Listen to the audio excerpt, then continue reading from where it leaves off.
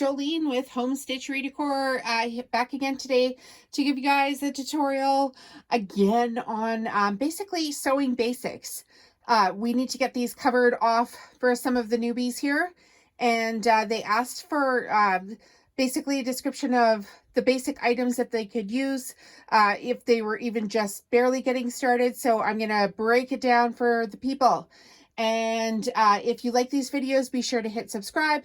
Remember that I'm an affiliate for some of these products. So if you purchase something through a link, I do get paid for it, which makes it way easier for me to stay home with my puppy dog. If you haven't met her, go to the craft room tour, wait till the end, and I will introduce you to my puppy dog. Okay, so the very first thing that you will require if you're sewing for any length of time is a pair of glasses. I don't care how old you are. Get yourself some of these. These are just some reading glasses, but they sharpen everything up for us. And aside from sewing machines, which I will, I'll probably do a shot of those afterwards, but I'm just going to go over the hand tools that we're using here. So the first and most important thing that you're going to need if you're doing any amount of sewing are rotary cutters. And this is a 45mm rotary cutter. It's a Fiskars brand. I just love it. And the basically how they tell you what size it is they're measuring the width of this blade here. So this blade is 45mm. And that's suitable for a few layers of quilting fabric, as I have discovered.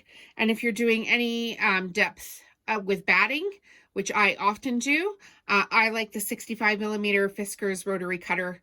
So there they are. I'm going to put a link in the video description for how you can get blades for these cheaper. So make sure you go read the video description. There'll be a link there, and the link is going to tell you exactly where to get cheaper rotary cutter blades for your rotary cutters so that they last a little bit longer. And the rotary cutters, they work in combination with rulers and mats. So the mats here, I'll show you, I guess, first. I have 3 different sizes of mats. I have this large 36 by 24 inch mat. This is also Fiskars. I have an Olfa self-healing mat, which is 18 by 12. And then I also have this rotating mat. And you can see that I have used my mats to death. Maybe Fiskars will sponsor me at some point and send me a new mat. But for right now, this is what I'm using. I try to use this section up here as it's the least damage and then not damaging my rotary blades. But these are the mats that I have right now, and I'm just making this video. So, hey, why not show what we've got? Doesn't have to be the fanciest. Okay, so then I also have a large collection of Omni grid rulers. Love Omni grid rulers. They are so handy with their yellow markings. They just stand out and highlight on the mat. They're really super sturdy. They come in every shape and size you can imagine. So I've got many different squares here, and I've got triangles and, you know, just different sizes. So they're really inexpensive. You can purchase them right from Amazon. I'll put links in for them. Get yourself a variety. Whenever I'm doing square projects, I love to have just my square Omni grid rulers because they literally cut.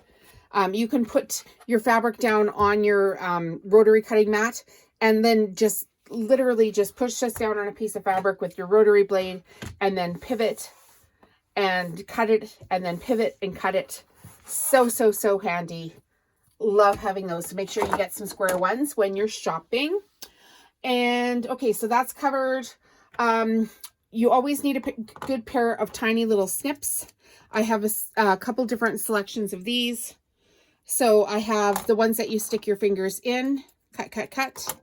And I've got these small Fiskars snips as well. I just love them. And somewhere in this office, I have left my scissors, so I'm just going to grab them. Okay, I'm back. I grabbed my scissors. As you can see in my studio, I like things that match. This green one is kind of out of place, but I still keep it just because it's a nice, handy little size. But basically, you have to have some large scissors as well to do your longer cuts. And then Of course, if you haven't heard of Jack the Ripper yet, if you're just starting in your sewing career, make friends with this guy. He's super sharp, but this is what you use to rip your seams out with. So you'll need to grab one of those. I love having a handy little caddy container. And if you haven't seen the tour, the craft room tour, I do like to have everything coordinated in here. It just makes me happy. So this is actually a bathroom, from the bathroom section at HomeSense. I'm sure you can get them on Amazon as well. But basically you could put your toothbrush and toothpaste and then in this, and it's meant for your bathroom. But it was so cute and inexpensive. I decided that it was going to do double duty and come live in my sewing room. Now, another thing that you're going to find you need, and I've tried buying cheaper versions of these, and they just don't seem to last the same. The spring is a little bit, I believe, weaker. But these are called Wonder Clips. And these are great for anything that you need to hold an edge on that you don't want to stick a pin in. So I have many, many, many, many Wonder Clips.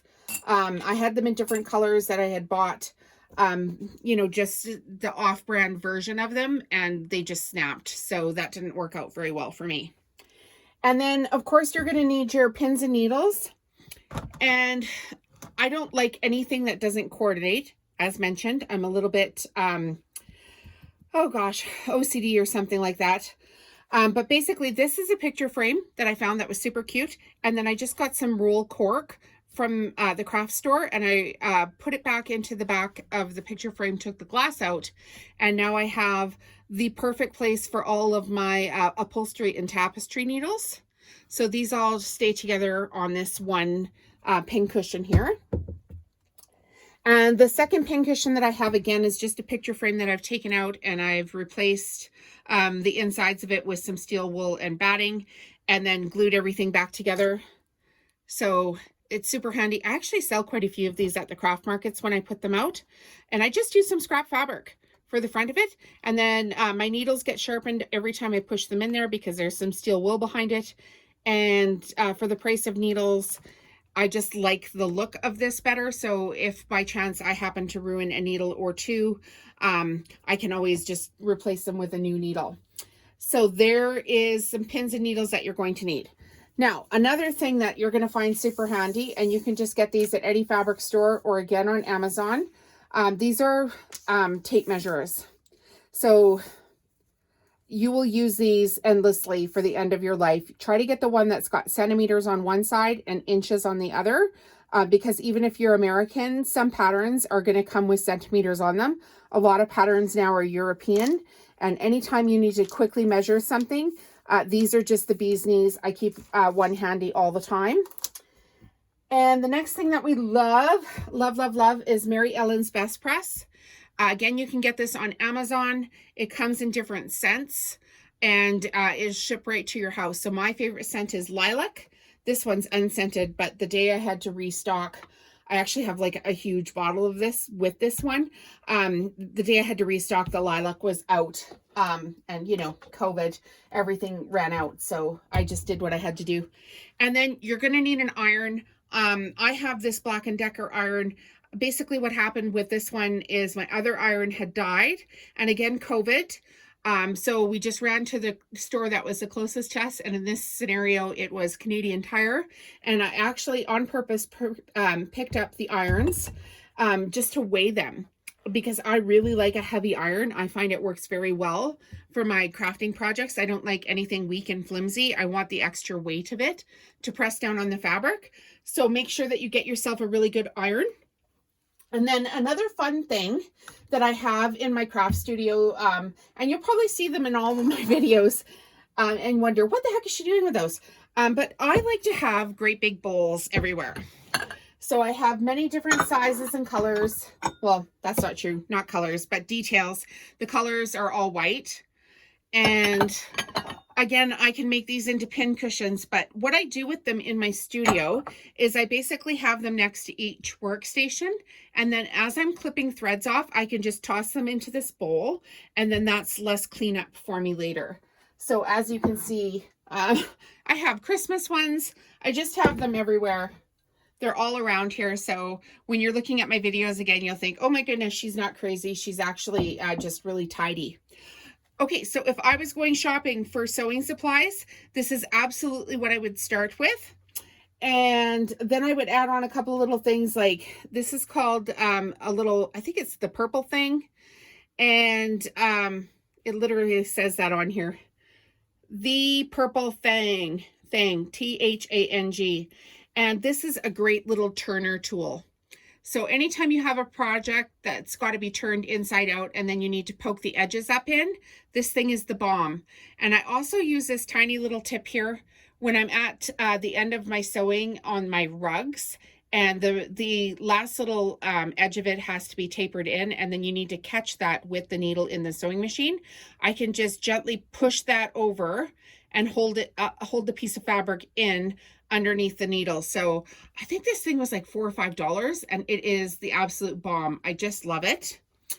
And then I also have just a longer version of that thing, although it's not as sharp. So this one here I can use if I'm turning inside out a larger project.